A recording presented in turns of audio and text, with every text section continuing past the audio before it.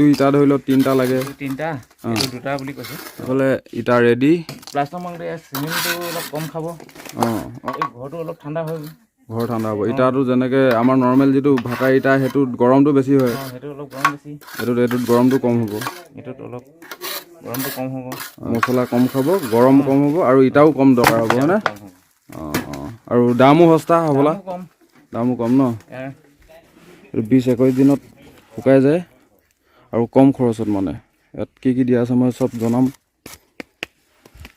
ঘৰুৱা পদ্ধতিত এইবোৰ ইটা চাওক একেবাৰে কম খৰচত আৰু কম প্ৰাইচত এইবোৰ বনাই থোৱা আছে এইটো ইটাটোৰ বৰ্তমানলৈকে নামটো মেনশ্যন কৰা নাই নামটো লাহে লাহে আহিব এতিয়া তেওঁলোকে নতুনকৈ বনাই আছে hello' guys welcome back to my YouTube channel গগৈদা আৰু আজি আহিছোঁ ঘৰুৱা পদ্ধতিৰে ইটা কেনেকৈ বনায় তো আপোনালোকক দেখাম ময়ো দেখা নাই ময়ো চাম একেবাৰে কম খৰচত দামো সস্তা তো বলক এইবোৰ ষ্টক কৰি থোৱা আছে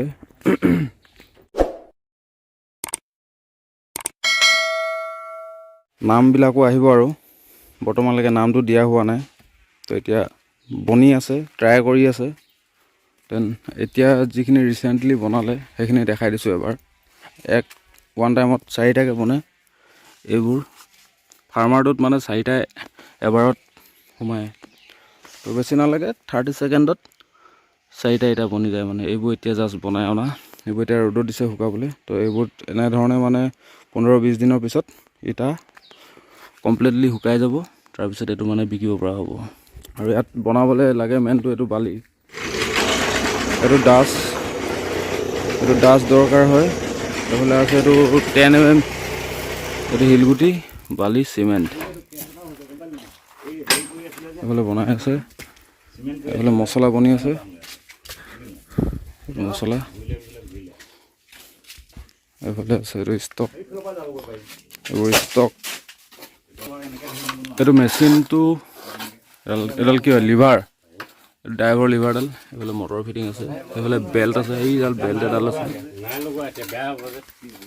এইফালে কাৰেণ্টত কাম কৰে এইফালে মছলা ঢালিছে ফাৰ্মাৰত মছলা ঢালি আছে পাও লাগিছে না ভাল লাগিছে দেই ভাল লাগিছে ন ভাল লাগিছে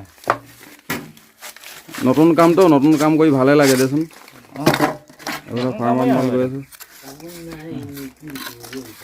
এই ইটাটো কেনেকুৱা লাগিব এইটো ইউজ কৰিবলৈ ধৰি লওক ভাল নে বেয়া হ'ব নে কেনেকুৱা হ'ব এতিয়া তহঁতি কৰি আছ তহঁতি জানিবি ধৰি লওক ইটাটোৰ কথা আমি ইমান ভালকৈ নাজানো খালি বনাইছোঁহে আমি বনাইছোঁ ন এনেইতো ঠিকে কি ক'ম এতিয়া নাই এনে হেভি লাগিছে নাই ইটাটো হেভি আছে সেইটোতকৈ হেভি আছে ন ধৰি লওক ইটো 3টা হ'লে এইটো 2টাত হৈ যাব নেকি এইটো হা ইটো ইটা ধৰি লওক 3টা লাগে তিনিটা এইটো দুটা বুলি কৈছে মানে ই ধৰি লওক চাহ দিব আৰু প্ৰডাকশ্যন দিব ন আচ্ছা বাকী ঠিকে আছে চব এইটো কি কয় এইটো প্লাষ্টাৰ মাংতে চিমেণ্টটো অলপ কম খাব চিমেণ্টটো কম খাব তাৰপিছতে আকৌ এই ঘৰটো অলপ ঠাণ্ডা হৈ ঘৰ ঠাণ্ডা হ'ব ইটাটো যেনেকৈ আমাৰ নৰ্মেল যিটো ভাটা ইটা সেইটোত গৰমটো বেছি হয় সেইটো অলপ গৰম বেছি এইটোত গৰমটো কম হ'ব এইটোত অলপ গৰমটো কম হ'ব মছলা কম খাব গৰম কম হ'ব আৰু ইটাও কম দৰকাৰ হ'ব হয়নে আৰু দামো সস্তা হ'বলা দামো কম ন ঠিক আছে এইটো এতিয়া 16 টকা এতিয়া এইটোতো 10 টকা 6 টকা সেইফালে লেছ এইফালে মছলাই বচাব এইটো বিশেষকৈ মেচিনটো চলাবলৈ কাৰেণ্টৰ দৰকাৰ হ'ব কাৰেণ্টৰ ভল্টেজটো অলপ বেছি লাগে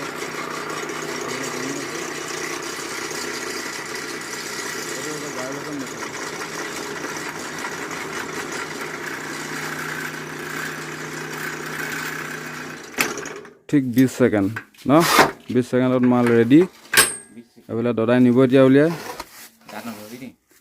এই ফুল এইফালে হৈ গ'ল 20 ছেকেণ্ডত ইটা ৰেডি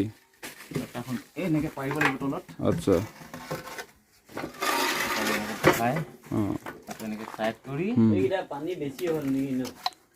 এইফালে ফাৰ্মাৰত ইয়াত মাল দেচোন এইফালে ৰেডি কৰি থোৱা আছে মছলা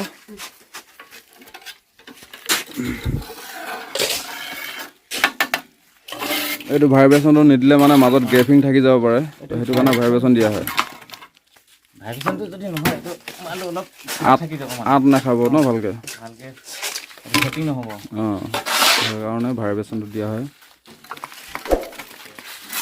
আমি নতুন মানুহ। নাই একো নাই, ভালে স্পীডে হৈছে বাৰু কামটো। তো লাহে লাহে হ'বগৈ আৰু স্পীড ন। লাহে লাহে লাগি আছোঁ আমি তিনিজনে। বঢ়িয়া বঢ়িয়া। লোহাকেইডাল উলিয়াই দে, ডাঙৰ হ'ব। লোহা উলিয়াই দে। এইটো মানে ভাইব্ৰেশ্যনৰ জোৰত চলে আৰু কাৰেণ্টৰ জোৰত। বিশেষকৈ জেণ্টাৰ লাগে আমাৰ গাঁৱলীয়া জেগা, কাৰেণ্টটো অলপ ডিষ্টাৰ্ব দিয়ে।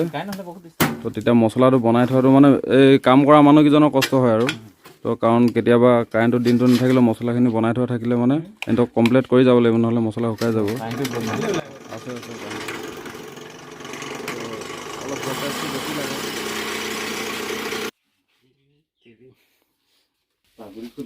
মই পাগৰি খোল খাই গৈছে। মানুহ লাগিবই তিনিজন মানুহ লাগেই। টিপালটো দিয়া হৈছে মানে এইটো যিটো মিটাৰটো বনাই আছে সেইটো টকাত লাগি যায় মানে। টকটাত লাগি ধৰিব পিছত। তো টিপালখন দিলে মানে পটককৈ খাই, সেইকাৰণে এইটো ব্যৱহাৰ কৰিছোঁ। ধন্যবাদ ককাই, লাগি থাকক। ঠিক আছে, আকৌ আহিবি। আহিম। ইয়াত কাম কৰি আছে। তো দাদা কিমান হ'ল কাম কৰা? কালিৰ পৰা আহিছোঁ। কালি পৰহি পৰা আহিছে ন?